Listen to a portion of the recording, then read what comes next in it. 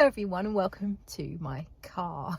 I'm in the car park of a shopping centre called Blue Water here in Kent in the southeast of England. It has lots of shops and you can certainly go perfume sniffing here and not be disappointed. There's a great choice and I thought I'd do that today.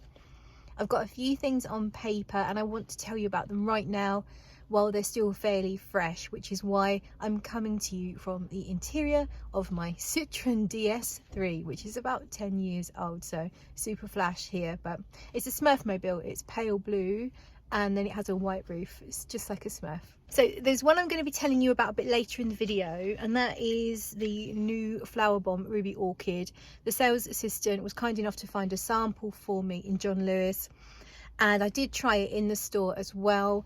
Initial impressions, quite a nice kind of red berry, fruity, sweet scent. So it was quite pleasant, but needs proper testing. So I will be coming back to you on Ruby Orchid from Viktor and Rolf. Flowerbomb Ruby Orchid. I managed to spray the new Chanel, I think it's called Number One. It's like a body mist in the big red bottle. I didn't get any footage, I'm afraid, but I managed to test that on this little Chanel strip here. And that is a musky iris to my nose.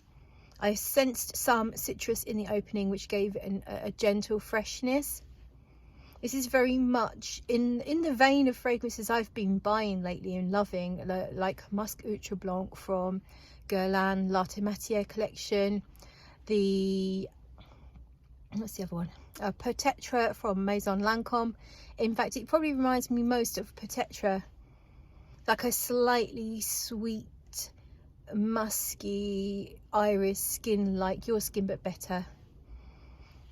I understand the performance is not great and it's not really supposed to be. It's more of a body mist than a perfume. However, I actually really like this. So that is the new Chanel in the red bottle. Got some stuff in my pockets. This isn't so brand new, but I haven't been able to test it. I've never found it anywhere, and now today it was there, and it's called Coffee Break from Maison Margiela, and I've got it on a proper labelled piece of card here. And when I first smelt it, it definitely smelled of a really nice coffee scent. I'm not really getting coffee from it now. I'm getting more musk.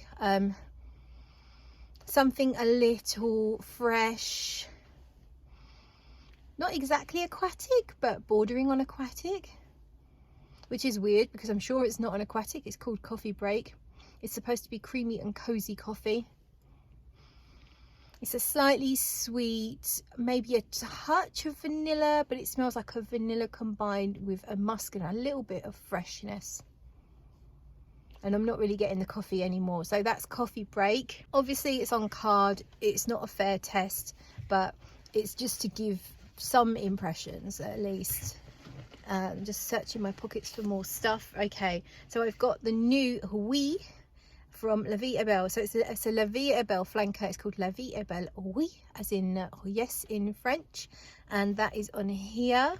I did take some footage which I'll be showing you right now. Bottle is very pretty, and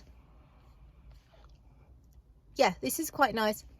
So I did try the Eau Blanc quite recently, and I found that a little bit obtrusive in that I was expecting with the name Eau Blanc it was going to be a light and more airy and more subtle and more skin-like version of La Vie Est Belle, but actually it was really quite strong and I was not expecting that. It's a very much a statement perfume in my opinion.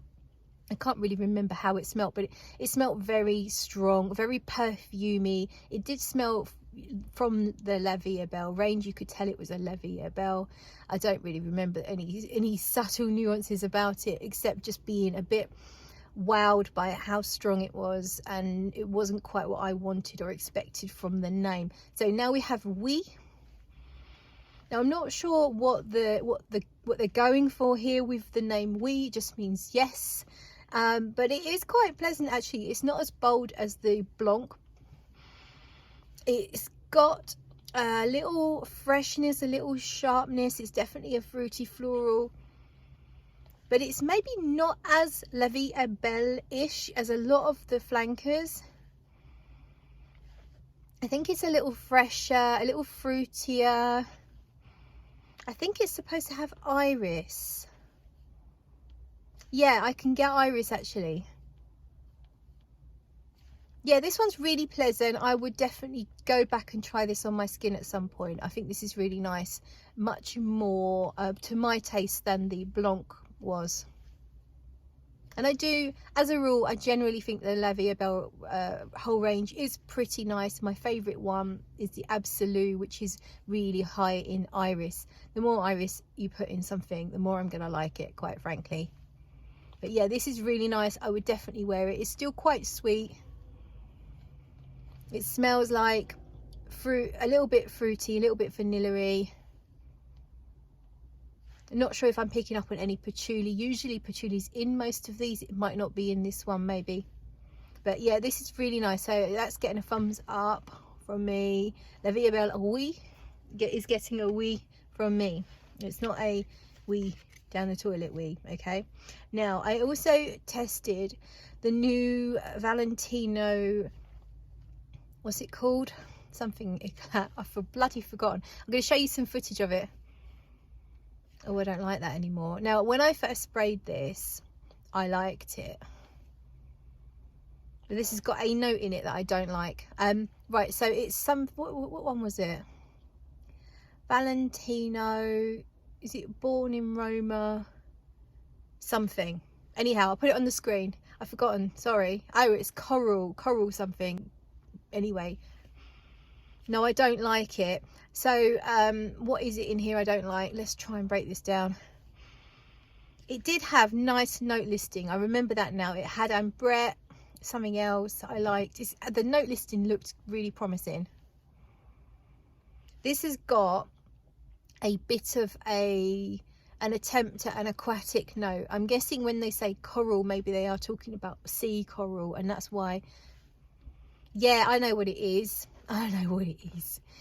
In green Irish tweed, in maybe in cool water, I'm not sure.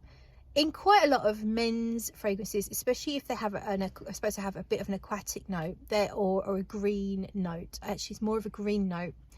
Is something called dihydromercenol. Now, I don't know if that is what is causing this, but this smells like what's in green Irish tweed, the bit of green Irish tweed that I don't like. And it's like this green, I always think of it as a little bit like marshland type smell. It's not exactly that, but just something slightly green, almost like moldy stagnant water. But don't be put off if you're interested in this fragrance. It's only a minute part of it, but it's enough to put me off. I can still smell pretty things. It does smell like a perfume, and it's probably a lot better on skin. I smell a little bit of a clean musk in there, something a little bit peachy. It's a fruity floral. I mean, I hate to use the word generic, but sometimes it's just the word that does it. It smells like a department store fragrance, but with this weird note that's probably going to be a bit jarring for some people. Some people might really like it, but it's not for me. So yeah, that was a thumbs down. Oh yeah, and on my wrist, I've got two actually on my hands, on my skin. Let's start with the wrist. It's the new Passione Eclat. Unfortunately, I didn't get any footage, but a beautiful red bottle, slightly different to the other Passiones. And this one, when I first sprayed it, it smelled like a fresh, fruity, sparkling rose type scent with a little bit of citrus. And something else, I can't remember what, something else that was grounding it a little bit, whether it was a dash of patchouli or something like that, you know, something a touch more earthy, but only in a small bit. Now though, it's lost all of that freshness, and I'm getting more of another musky one, really, a clean musk, maybe a teeny bit of vanilla, touch of like a clean white woods, you know, like a tiny bit of cedar or something. it's really lost a lot of its, it was really vibrant and really sort of fresh and fun and pretty, and now it's, I sprayed a lot on my hand. I did about 3 or 4 squirts on my wrist. I'd say this based on just today's testing. I could be wrong, but it seems a little weak, and it really loses a lot of that top note. What I smell on the top is all gone. It's all completely gone, and it's just gone straight to what I believe to be some base notes, which are nice. You know, it's my kind of thing. Like that clean musky scent is really up my street at the moment, but it seems a little weak. I'm having to get really close to smell it. So much so that I'm just checking my left wrist in case I'm confused, and I'm not. I never put anything on my left wrist, and there's nothing there, but there is, I can get a hint of the rose still actually, but it's very it's no longer vibrant. It's very subdued. It's very smooth and rounded, but really not much there at all. It's more just musk really, and a clean woods and a teeny bit of sweetness from something like vanilla. It's yeah, to me that's pretty weak, and it's just fallen completely flat from this really beautiful sparkling opening, and we're only talking half an hour ago. It's now it's nothing. It's a shadow of its former self, not even that. So that's a little bit of a shame, but let's straighten you up a little bit. Look at this. Sorry about that. Straighten me up. Okay, here we go. So that's all for now. I might show you a biscuit because I know my regular viewers are food fans, and most people who like perfume are also very much into food. I think we like all of those lovely stimulants in life, and so I've got some all buttered cinnamon sugar Palmiers from Marks and Spencer's. They were only about £1, and I was just curious. And when you go to Spain or France, you can find these biscuits.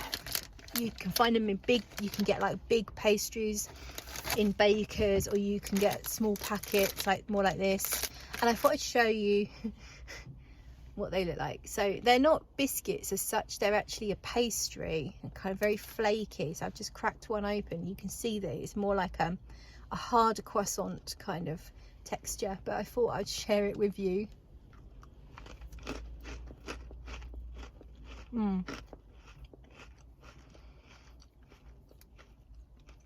It's really good. The cinnamon's not too much, it's just a hint of cinnamon. A little bit of sugar. You can see the glazed surface, so that's the sugar, but it's not sugary all the way through. It's lightly sweet. A little bit of cinnamon, very, very flaky and crunchy. The texture is quite amazing. That's it for now.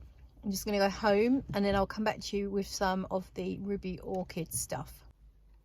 Now I'm home. I forgot to mention a couple of things before we get into Ruby Orchid. First of all, actually I need to correct something. The Passione blah blah blah Eclat is more than I gave it credit for. As I drove away, I smelled again. And I did smell, there is definitely a lot more than I thought there was. Definitely does smell a little musky and a little woody still, but I think there's a touch more rose than I realised, and it's still got a hint of fruits. It is quite nice. It's just a shame that it's not what it was. When it first went on the skin, it was really vibrant and lovely, and it's just a shame that it really has fallen really quite flat. But the dry down is nice. It's very, very pleasant, and it's projecting about that much from my wrist, so you know, it's not as bad as I gave it credit for. Check it out if it sounds interesting to you.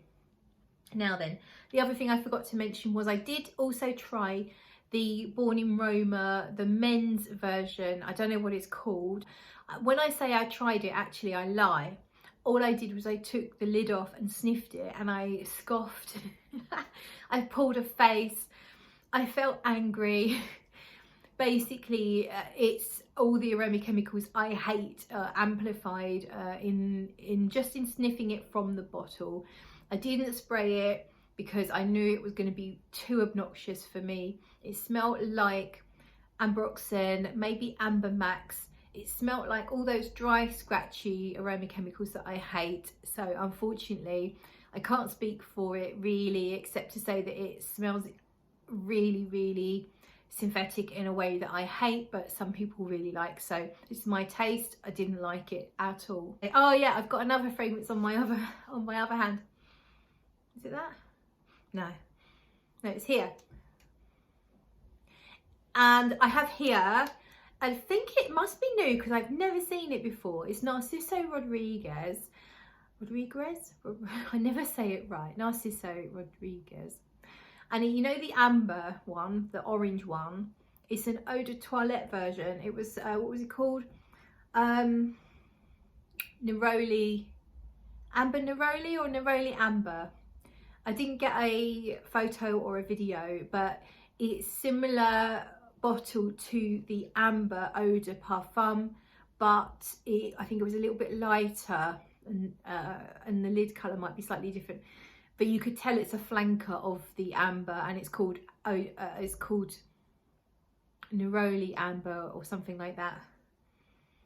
And it's got a note of frangipani, which grabbed my attention, and I did quite like the opening. The opening smelled like definitely Neroli. You could smell the orangey and the floral elements and a little bit of the bitter greenness of Neroli. You could also smell the original amber in there, that beachy floral scent, tropical white flowers, suntan lotion type scent. And I did quite like it. On the dry down, it is that kind of Narciso Rodriguez muskiness and a little bit of the floral left, but it is quite light. It is an eau de toilette, and I'd say it's possibly quite weak.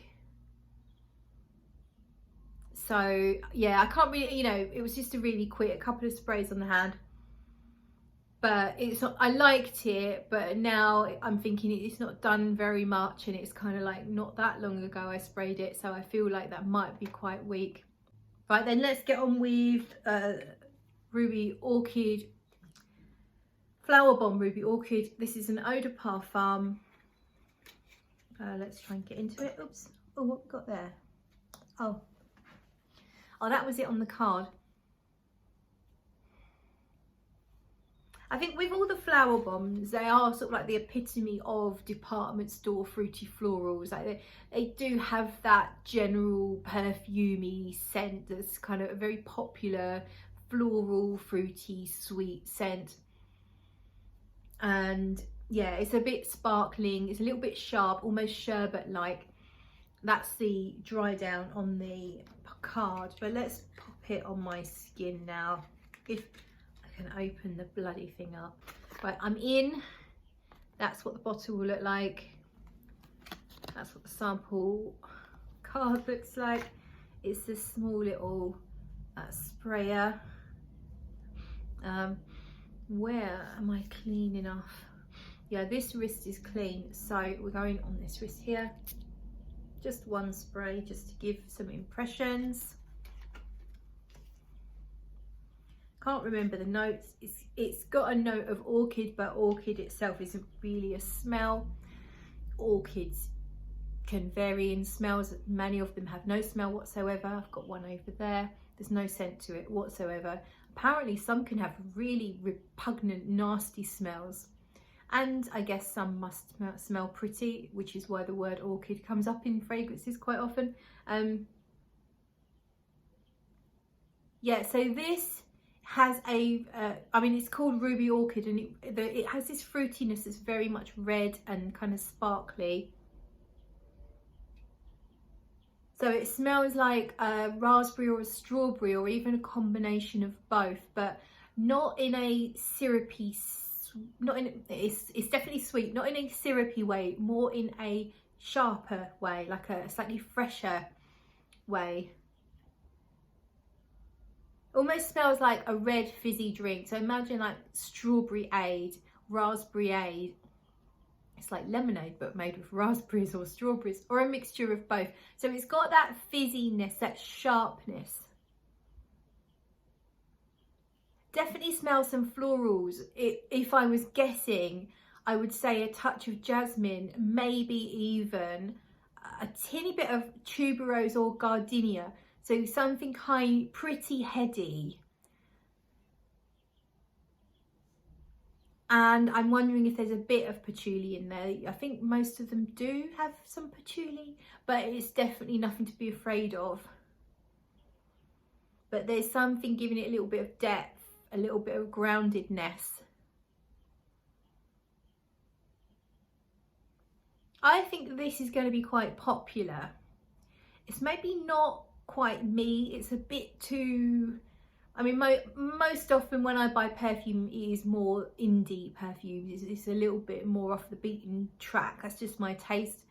So anything that smells more mass market, maybe I'm a snob. I don't really know. I think I probably am. But I generally don't wear very mass appealing, or actually quite a lot of my fragrances are quite mass appealing, but they're just generally more subtle, I suppose. This is very perfumey, very department store perfumey, but in a good, like, it's nice in a good way. I think this would really suit, probably would suit the younger crowd. You know, I'm not 21 anymore, so 25. But I do think this would really appeal to late teens to probably mid-30s. Not that anyone can't, of course, wear it, but I just think those that like quite sweet, girly, vibrant fragrances that are quite mass appealing. I get a little bit of a milk note. I'm not sure if there's such a note in the perfume, but I am getting almost like a milkshake. Yeah, like just a slight lactonic note, literally like milk. But all the other stuff is still very much there. So all what I've already described is all there, but just also a bit of a milk note in there as well. It's pretty nice, actually. I'm not, I say I'm not disappointed. No, I mean, I didn't have high expectations to start with, so I'm definitely not disappointed, but I was never going to be disappointed.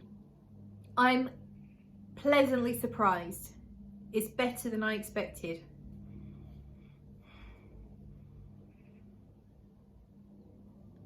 Yeah, and the dry down is just, it's not so sharp now. It's more smoothed out. It's almost got like a caramel feel to it. It's still everything present as I've already described, but it's smoother and it feels like it's caramelized a little bit. But there is a texture there as well, so it's not like, it's not perfectly smooth. There's this kind of like powdery, almost, the texture, bloody aeroplanes, might even be a helicopter. Can't see because it sounds like a helicopter. Anyhow, the texture is almost like wood shavings. Not that it smells like wood shavings, but the texture, that's like a little bit dry, I guess I'm saying, dry and kind of powdery-ish, but sweet and fruity and vibrant and florally, and yeah, it's really nice.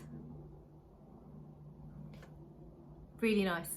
Pleasantly surprised by Viktor and Rolf's Flowerbomb Ruby Orchid. That's actually not bad at all in my book. Let me know if you tried any of these and what your impressions are. I'd really love to know what you think of all of these fragrances. in the comments below. Thank you so much for watching. If you like this video, you could always give it a thumbs up, and you could even watch the video that that's going to come up there or something like that.